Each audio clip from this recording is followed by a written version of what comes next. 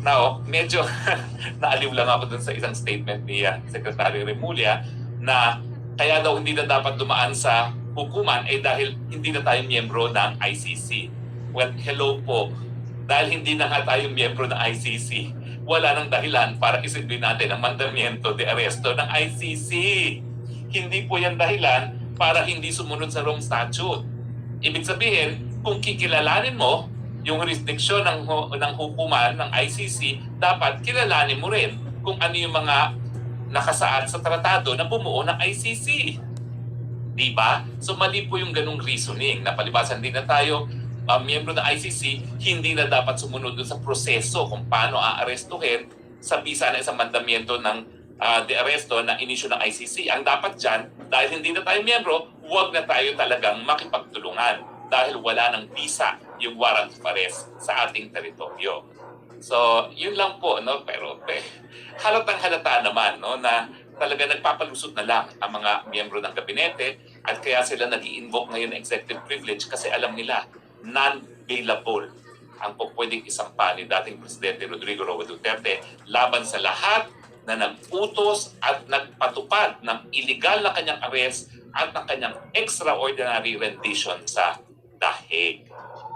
Alam mo malungkot, itong mga pangyayaring ito, gaya ng ginawa nila kay dating Presidente Rodrigo Roa Duterte, kung hindi nila sinunod ang ating saligang batas, ang karapatang pantao, ang batas na lokal, at ang tratado na bubuo sa ICC, bakit naman ang mga ordinaryong mamamayan ay susunod sa lokal na batas? Yan po ang dahilan kung bakit itong si Anson K. at ang kanyang driver ay karumal-dumal na pinatay matapos nagbayad ng ransom. At ang nababasa ko sa mga ilang reports ng ilang mga periodista, abay, ang hiningi napakalaki, parang 100 million ata, dollars. Bumaba at nagbayad ng 60 million at 100 million, pero pinatay pa rin si Anson K. at ang kanyang driver. Kaya nagkakaroon na ganito mga karumal-dumal na mga krimen. Unang-una, leadership by way of example.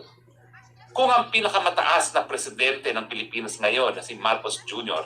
ay hindi sumunod sa batas kung paano aarestuhin ng isang tao gaya ng isang dating presidente sa bisa ng mandamiento de arresto ng ICC, bakit pa ang mga ordinaryong mga mamamayan ay susunod din sa batas kriminal natin? Di ba po? It's leadership by way of example. Kung gusto natin mapatupad ang ating mga batas, lalong-lalo na yung ating revised penal code na nagpapataw ng parusa sa mga heinous crimes gaya ng kidnapping, dapat yung chief executioner ng batas, yung pangunahing opisyales, ang presidente, na ang kanyang katungkulan ay ipatupad ang batas, siya mismo dapat sumusunod sa batas. Pero ang pagdinig ni tumatamis na mangga ay nagpapakita na binaliwala ng pinakamataas na tagapagpatupad ng ating batas, ang ating saligang batas at ating mga batas at ang tratado mismo ng ICC. Sino ngayon ang sa ordinaryong Pilipino ang maniniwala na dapat sumunod sila sa batas? At yan ang dahilan kung bakit ngayon lantaran ang mga heinous crimes na nangyayari gaya sa karanasan ni Anson K. at ng kanyang driver. Wala na kasing rule of law. Kaya hindi na natatakot ang mga kriminal na gumawa ng krimen. Alam niyo po yung usapin na kung ang death penalty ang siyang magiging dahilan para matakot ang mga krimen, matagal na pong hindi yan pinaniniwalaan. Bakit?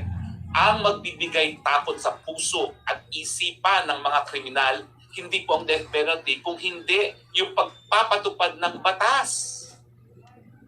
Hindi po gumawa ng ganyang krimen ang mga kidnappers at murderers ni Anson K. dahil natatakot sila dahil hindi sila natatakot sa batas dahil wala namang death penalty. Ginawa po nila yan dahil alam nila na kung ang presidenteng nakaupo ay gumagawa ng krimen, hindi napaparusahan.